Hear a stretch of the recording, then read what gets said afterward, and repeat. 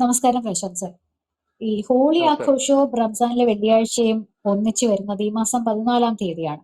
അപ്പോ അന്നേ ദിവസം മുസ്ലിങ്ങൾ ജുമാ നമസ്കാരം നിസ്കരിക്കേണ്ട എന്ന് UP-യിൽ ആരൊക്കെയോ പറഞ്ഞെന്ന് പറയുന്നു. ഇവിടെ കേരളത്തിലും അങ്ങനെ ആകുമെന്ന് പറയുന്നു. അങ്ങനെ ആകെ തെറ്റിദ്ധാരണ പരത്തുന്നുണ്ട്. അത് മാധ്യമ പ്രവർത്തകരുമുണ്ട്. എങ്ങനെ നോക്കിക്കാണും? അതിനകത്ത് അതേ ഈ മതമൗല്യവാദികളുടെ ഒരു പ്രചരണം എന്ന് പറയാനൊക്കെ, അത് പ്രചരണം നടക്കുന്ന കേരളത്തിലാണ്. കേരളത്തിലെ ഈ അടുപ്പൂട്ടി ചർച്ചക്കാർക്ക് വീണ്ടും ഒരു വിഷയം, അടുപ്പ് കൂട്ടിയിരുന്ന് ചർച്ച ചെയ്യാം, ആശങ്ക രേഖപ്പെടുത്താൻ നടക്കും എന്നുള്ളതല്ലാതെ വേറെ കാര്യം. കാരണം UP-യിലാണ് ഈ പ്രശ്നം അവർ പറയുന്നത്. UP ആണ് ഏറ്റവും വലിയ വിഷയമായിട്ട് ഇപ്പൊ ഈ അടുപ്പൂട്ടി ചർച്ചക്കാര് പറഞ്ഞുകൊണ്ടിരിക്കുന്നത്. കാരണം UP-യിലെ യോഗി ആദിത്യനാഥ് എന്ന് പറയുന്ന ആൾ വലിയ പ്രശ്നക്കാരനാണ്. പുള്ളി കാവി ഉടുത്തിട്ട് അവിടെ ഈ പറയുന്ന ബാക്കിയുള്ള അല്ലെങ്കിൽ ക്രിസ്ത്യാനിയെയും അല്ലെങ്കിൽ മുസ്ലിങ്ങളെയും ഒക്കെ അല്ലെങ്കിൽ അവരുടെ ആചാരങ്ങളെ ഒക്കെ ഇല്ലായ്മ ചെയ്യുന്നു. അതെന്തൊരു ഇന്ത്യ, എന്തൊരു UP എന്നൊക്കെ പറഞ്ഞാണ് ഈ കരച്ചിൽ. യഥാർത്ഥത്തിൽ അവിടെ സംഭവിക്കുന്നത് 2017 ഇദ്ദേഹത്തിൽ അധികാരത്തിൽ വരുമ്പോൾ ഇദ്ദേഹത്തിന് ഏറ്റവും ഭയങ്കര വെല്ലുവിളിയായിട്ടിരുന്ന രണ്ട് സംഗതി, ഒന്ന് മാഫിയ, രണ്ട് ഈ പറയുന്ന പോലെ മതമൗലികവാദികൾ, അല്ലെങ്കിൽ ഈ പറയുന്ന പോലെ ഈ മതങ്ങളെ തമ്മിൽ തല്ലിക്കുന്ന ഒരു ഗ്രൂപ്പ് ഉണ്ടല്ലോ, ഈ ലഹള അല്ലെങ്കിൽ ഈ പറയുന്ന അത്തരത്തിലുള്ള ഗ്രൂപ്പ്. ഇവർ രണ്ടുപേരും അവിടുത്തെ ഏറ്റവും വലിയ വിഷയം.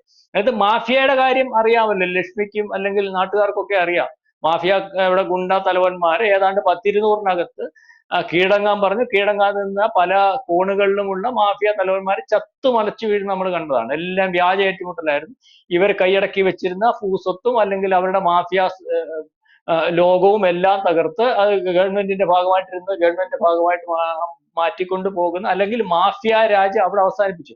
പിന്നെ ഇപ്പൊ അവിടെ ഉള്ളതെന്ന് പറഞ്ഞാൽ ഈ പറയുന്നത് പോലെ വർഗീയ ലഹളകൾ സംഘടിപ്പിക്കുന്ന ഗ്രൂപ്പുകളുണ്ട്. ഞാൻ ഈ പറഞ്ഞതുപോലെ ഈ വർഗീയ ലഹളകൾ സംഘടിപ്പിക്കുന്ന ഗ്രൂപ്പുകൾ ഉണ്ടെന്ന് മനസ്സിലാക്കി യോഗി ചെയ്ത ഒരു പരിപാടി എന്ന് പറഞ്ഞാൽ ഈ പറയുന്ന പോലെ ഗണേശോത്സവം വരും, നമ്മുടെ ഈ ദുർഗാ പൂജ വരും, ഈ ഹിന്ദുക്കളുടെ പല അതുപോലെ ഹോളി വരും, അതുപോലെ ഈ പറയുന്ന ക്രിസ്ത്യാനികളുടെ ആഘോഷം, ഈ പറയുന്ന പ്രധാനപ്പെട്ട ആഘോഷം ക്രിസ്ത്യാനികളുടെ അങ്ങും ഇതുപോലെ വരുന്നില്ല. ഈ മുസ്ലിങ്ങളുടെ ഈ പറയുന്ന പോലെ റംസാന് അല്ലെങ്കിൽ ഈ പറയുന്ന നോമ്പ് കാലം, ഇങ്ങനെ അവരുടെ ചില ആഘോഷങ്ങളൊക്കെ വരുമ്പം ഈ അന്നേരമാണ് ഈ പറയുന്ന വർഗീയ ലഹളകൾ അവിടെ ഉണ്ടാകുന്നത്. അതിന് യോഗി ചെയ്ത ഒരു പരിപാടി എന്ന് പറഞ്ഞാൽ ഈ പറയുന്ന പ്രദേശങ്ങളിലൊക്കെ പ്രധാനപ്പെട്ട ഈ ലഹളകൾ സ്ഥിരമായിട്ട് ഉരുത്തിരിയുന്നിടത്തെ പള്ളിയിലെയും അമ്പലത്തിലെയും ഭാരവാഹികളെ, ഉത്തരവാദിത്തപ്പെട്ടവരെയൊക്കെ, ഇപ്പൊ ഗണേശോത്സവം വരുന്ന ഒരു സമയമാണ് ഇത്, പല UP-യിലെ പലയിടത്തൂടെയും ഈ ജാഥ കടന്നു പോകുന്ന രീതി വരും. അപ്പൊ പല മസ്ജിദുകളുടെയും ഭാഗത്തു നിന്നാണ് ഏറും അല്ലെങ്കിൽ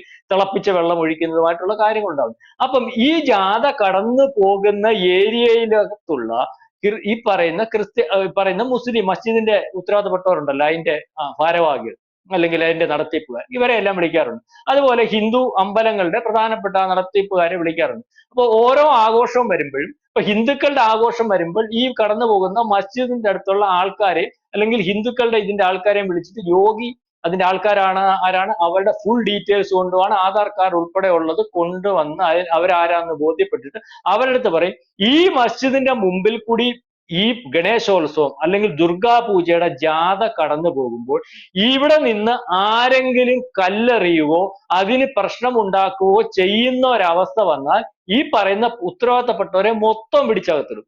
അല്ലെങ്കിൽ അതുകൊണ്ടുണ്ടാകുന്ന നാശനഷ്ടത്തിന് മൊത്തം ഇവർ ഉത്തരവാദികളായിരിക്കും. ആ രീതിയിൽ അമ്പലക്കാരടുത്തും പറയും ഇതുപോലെ. ഈ പറഞ്ഞതുപോലെ മുസ്ലിങ്ങളുടെ ജാഥ അവരുടെ ആഘോഷമായിട്ട് ബന്ധപ്പെട്ട് ആ സമയത്തിലേക്കൂടെ വരും.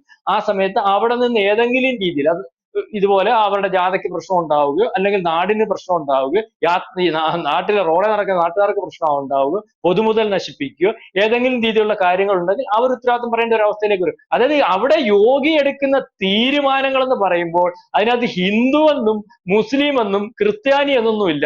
അവിടെ എല്ലാവർക്കും ഒരേ നിയമമാണ്. ആ നിയമം പാലിച്ചു കൊണ്ടുപോകേണ്ട ഒരവസ്ഥയുണ്ട്. അപ്പൊ ഈ രീതിയിൽ കാര്യങ്ങൾ തീരുമാനിച്ചത് കൊണ്ടാണ് പണ്ട് യോഗിക്ക് മുമ്പിരുന്ന കാലത്ത് ഉണ്ടാകുന്നത് പോലുള്ള വർഗീയ ലഹളകൾ അവിടെ ഓരോ സമയത്തും ഉണ്ടാവാതെ പോകുന്ന ഒരവസ്ഥ.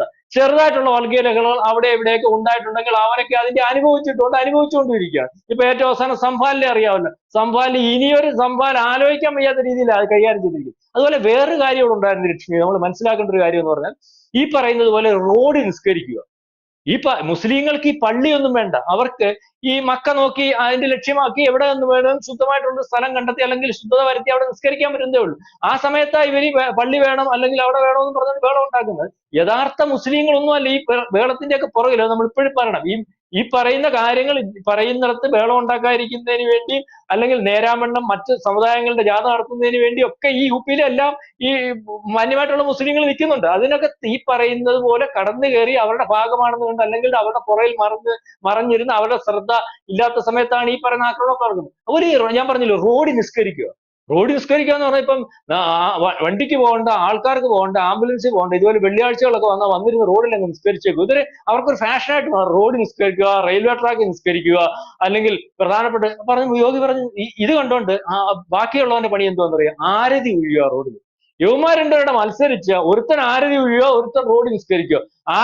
നാട്ടുകാർക്ക് നടക്കണ്ട. അവസാനം രണ്ടിന്റെ അടുത്ത് പറഞ്ഞു, ആരതി ഒഴിയുന്നവനും അകത്ത് കിടക്കും, റോഡ് നിസ്കരിക്കുന്നവനും അകത്ത് കിടക്കും. ഇപ്പൊ ആരതി ഒഴിച്ചില്ല, റോഡ് നിസ്കാരവും ഇല്ല. അപ്പൊ ഈ രീതിയിലെ കാര്യം ഇപ്പം ഈ പറഞ്ഞതുപോലെ ഈ നോയമ്പ് കാലം. അപ്പം നോയമ്പ് കാലത്തിനകത്ത് ഈ പറയുന്ന ഇവർക്ക് നോയമ്പ് ഇങ്ങനെ മാറി മാറിയാണല്ലോ വരുന്നത്. ഈ പറയുന്ന ഈ അറബിക് വർഷം. അപ്പം ഈ മാസത്തിലാണെങ്കിൽ അടുത്ത മാസം അതേ സമയത്തായിരിക്കത്തില്ല, മാറി മാറി വരും. ഈ പ്രാവശ്യം നോയമ്പ് കാലം വന്നപ്പോൾ ഹോളി ഒരു വെള്ളിയാഴ്ചയാണ് വരുന്നത്. എനിക്ക് തോന്നുന്നു ഇപ്പം പറഞ്ഞില്ല 14-ാം തീയതി. അപ്പൊ ആ ദിവസം ഇവർക്ക് പ്രധാനപ്പെട്ട നിസ്കാരമുണ്ട്, പ്രത്യേകിച്ച് നോയമ്പുണ്ട്.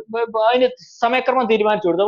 ഹോളി 2 മണി വരെ നിസ്കരിക്കണ്ടെന്ന് പറഞ്ഞിട്ട് ഹോളി 2 മണി വരെ ആഘോഷിക്കാൻ ജനങ്ങൾ മൊത്തം റോഡിൽ. ഹോളിയുടെ ആഘോഷം അറിയാമല്ലോ, അവര് ചായം വാരിപ്പൂശും, അല്ലെങ്കിൽ റോഡെ പോകുന്നവനെല്ലാം ചായ ഒഴിക്കും, തേക്കും. ഇത് വടക്കേ ഇന്ത്യയിലെ. അപ്പൊ കേരളത്തിലൊക്കെ ഇതിപ്പോ കുറെ നാളുകൊണ്ട് ചെറുതായിട്ടൊക്കെ വന്നിട്ടുണ്ട്. നമ്മളെന്നാൽ ഇവിടെ അത്രയും വലിയ ആഘോഷമൊന്നുമില്ല. അപ്പം ആ സമയത്ത് ഈ യുവമാരുണ്ടല്ലോ, ഈ യഥാർത്ഥ നിസ്കരിക്കാൻ ഇറങ്ങുന്നവന്മാരല്ലേ, നിസ്കരിക്കുന്നവർ അവരിപ്പോഴേ അവിടെ പറഞ്ഞിട്ടുണ്ടെന്നാണ് എനിക്കറിയാവുന്നത്. ഞങ്ങൾ വീട്ടിൽ ഇരുന്ന് നിസ്കരിച്ചോളാം, ആ ഹോളി നടക്കട്ടെ. യഥാർത്ഥ മുസ്ലിങ്ങൾ പറഞ്ഞിട്ടുണ്ട് എവിടെ ഇരുന്നാലും നിസ്കരിച്ചാൽ മതി, ആ ഒരു ദിവസം വീട്ടിൽ. ബാക്കിയുള്ളവൻ ഈ നാട്ടുകാരെ കാണിക്കാനും അല്ലെങ്കിൽ ഈ നിസ്കാരം കൊണ്ട് കുറെ ആൾക്കാർ ഞങ്ങൾ അവിടുത്തെ ആധിപത്യം സ്ഥാപിക്കാനും ഒക്കെ നിൽക്കുന്നവന് ഇറങ്ങും. അത് പറഞ്ഞു നിങ്ങൾ ഇറങ്ങിക്കോ. 2 മണിക്ക് മുമ്പ് ഇറങ്ങുമ്പോൾ ഏതെങ്കിലും കാരണവശാൽ ഹോളിയുടെ ആഘോഷമായിട്ട് ബന്ധപ്പെട്ട് നിസ്കരിക്കാൻ പോകുന്നവന്റെ പുറത്ത് വെള്ളം വീണു, അല്ലെങ്കിൽ കഞ്ഞി വീണു എന്നൊക്കെ പറഞ്ഞുകൊണ്ട് പ്രശ്നം ഉണ്ടാക്കുന്ന ഒരു അവസ്ഥ വന്നാൽ, അല്ലെങ്കിൽ വിഷയം ഉണ്ടാക്കുന്ന ഒരു അവസ്ഥ വന്നാൽ അത് യാതൊരു ദാക്ഷിണ്യവും കാണത്തില്ല. ആ സമയത്ത് ഇറങ്ങിയിട്ടുണ്ട്. ഗവൺമെന്റ് തീരുമാനം 2 മണി വരെ ഹോളി ആഘോഷമാണ്. ആ സമയത്ത് റോഡിൽ നിസ്കരിക്കാൻ എന്ന വ്യാജേന ഇറങ്ങി പ്രശ്നം ഉണ്ടാക്കുന്ന ഒരു അവസ്ഥ വന്നാൽ നടപടി ഉണ്ടാവും. 2 മണിക്ക് ഹോളി നിർത്തിക്കോണം. 2 മണിക്ക് ശേഷം ജുമാ നിസ്കാരത്തിന് വേണ്ട രീതിയിൽ ആൾക്കാർക്ക് അവർക്ക് വേണ്ട സംവിധാനം അവർക്കും ഒരുക്കി കൊടുക്കണം. ഈ രീതികളൊക്കെ കഴിഞ്ഞ ദിവസം അദ്ദേഹം നിയമസഭയിൽ കർശനമായിട്ട് പറഞ്ഞു. അതിനകത്ത് എന്നും ഇനി ആരുടെയും മമതയൊന്നും വേണ്ട, ആരുടെയും കാര്യമൊന്നും വേണ്ട, ഇതാണ് ഇവിടുത്തെ തീരുമാനം. 2 മണി വരെ ഹോളി നടക്കും. ഹോളി ഇതുപോലെ ഒക്കേഷനിൽ വരുന്നതാണ്. വളരെ റെയറായിട്ടാണ് ഇത് രണ്ടും കൂടെ ഒന്നിച്ചു വരുന്നത്. 2 മണിക്ക് ശേഷം നിങ്ങൾക്ക് നിസ്കരിക്കാം, പള്ളിയിൽ പോയി നിസ്കരിക്കാം. അതല്ല, 2 മണിക്ക് മുമ്പ് നിങ്ങൾക്ക് നിസ്കരിക്കണം. ഹോളി നടക്കുക, ചിലപ്പോൾ ചായം തേത്ത് വീണെന്ന് വെക്കും. അത് സഹിച്ചുകൊണ്ട് പോയി നിസ്കരിക്കാമെങ്കിൽ നിസ്കരിക്കുക. അതിന്റെ പുറത്തൊരു പ്രശ്നം ഉണ്ടായാൽ കേസ് എടുത്തിരിക്കും. അതിനകത്തുണ്ടാകുന്ന നാശനഷ്ടം, അതിനകത്തുണ്ടാകുന്ന പ്രശ്നം, നമ്മൾ നേരത്തെ പറഞ്ഞത് ഇതെല്ലാം ഈ പറയുന്ന ആൾക്കാർ നേരിടേണ്ടി വരും. അതുകൊണ്ട് അവിടെ വിഷയമില്ല. പക്ഷെ ഇവിടെ വിഷയമാ. ഇവിടെ മീഡിയ 1 ചാനലിനകത്ത് പറയുന്നത് അയാളുടെ പേരെന്താന്ന് എനിക്കറിയത്തില്ല, ഈ സദാം ഹുസൈനൊക്കെ കരയുക, നിസ്കരിക്കാൻ സമ്മതിക്കുന്നില്ല, നിസ്കരിക്കാൻ പറ്റുന്നില്ല.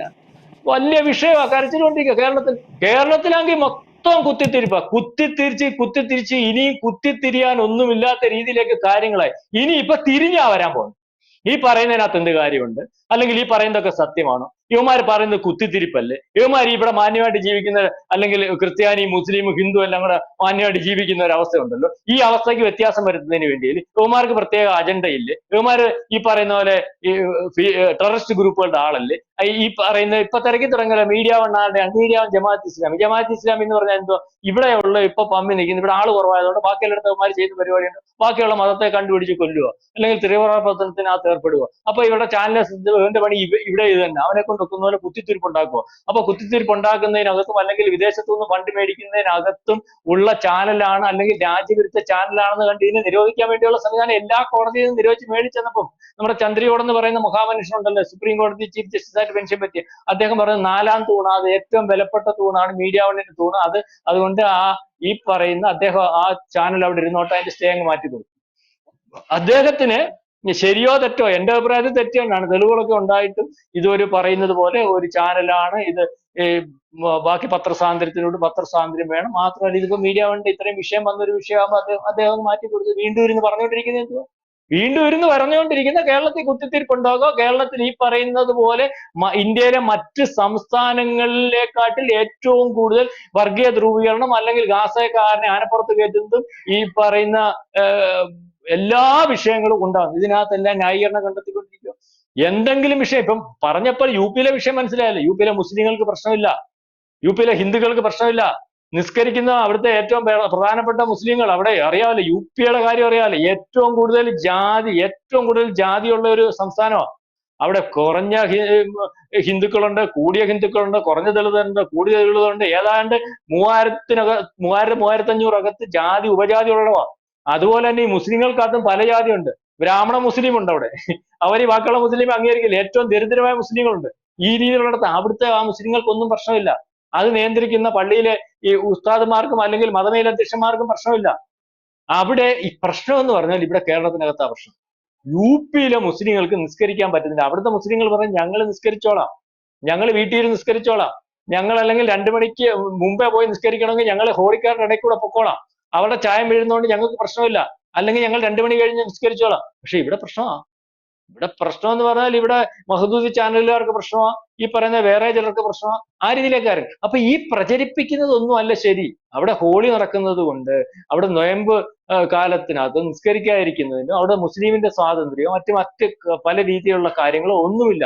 യു പിയിലെ വിഷയം എന്ന് പറഞ്ഞാൽ അവിടെ ഞാൻ ആദ്യം പറഞ്ഞതുപോലെ വളരെ കാലം മുമ്പേ അവിടെ നിയന്ത്രിച്ചുകൊണ്ടിരുന്ന മാഫിയ സംഘത്തെയും അല്ലെങ്കിൽ ഈ വർഗീയതകളെ ഉണ്ടാക്കുന്നവരെയും ഒക്കെ വളരെ കൃത്യമായിട്ട് നോട്ട് ചെയ്ത് ഇതെങ്ങനെ കൈകാര്യം ചെയ്യണമെന്ന് വളരെ കൃത്യമായിട്ട് ബാക്കി ഇരുന്ന ഈ പറയുന്ന രാഷ്ട്രീയക്കാരെക്കാട്ടിലൊക്കെ വലിയ ആളാ സന്യാസി എന്ന് പറയുന്നത് വളരെ കൃത്യമാണല്ലോ. ഇതെങ്ങനെ കൈകാര്യം ചെയ്യണം, എങ്ങനെ കൈകാര്യം ചെയ്താൽ തീരും എന്ന് വളരെ നിശ്ചയദാർഢ്യത്തോടു കൂടി പോകുന്ന ഒരു മുഖ്യമന്ത്രിയാണ്. അവിടെ വികസനത്തിന്റെ പേരിൽ അമ്പലം പൊളിക്കും, വികസനത്തിന്റെ പേരിൽ RSSന്റെ കാര്യാലയം ഉണ്ട് അത് പൊളിക്കും, BJPയുടെ കാര്യാലയം ഉണ്ട് അത് പൊളിക്കും, അമ്പലം ഇവിടെ പറയുന്ന പോലെ അനധികൃതമായിട്ട് നിൽക്കുന്നെങ്കിൽ അത് പൊളിക്കും, മസ്ജിദ് പൊളിക്കും, പള്ളി പൊളിക്കും.